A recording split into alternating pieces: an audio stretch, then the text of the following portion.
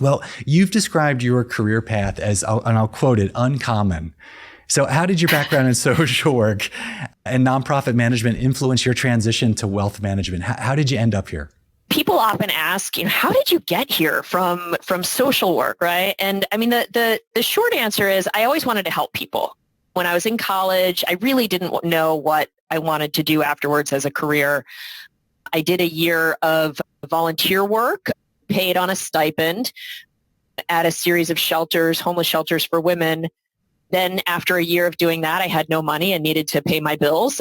So I went into a sales position at a private sector company and realized I could pay my bills, but I was deriving no value from the job personally whatsoever. And so I ultimately went back into social work and quickly got a master's in social work at the University of Chicago. And one of the things I realized pretty quickly in social services, gosh, there is such an opportunity here to educate, partner with organizations, right? These are people who want to do great things in the community, but why are they getting into this work? It's not to do the accounting or to manage the investments or the finances.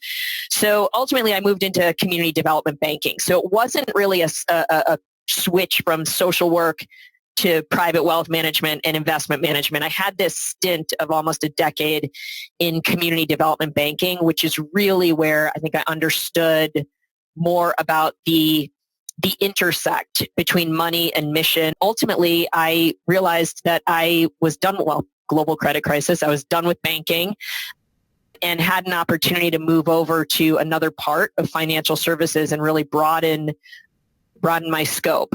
And so I moved over to Bernstein from there.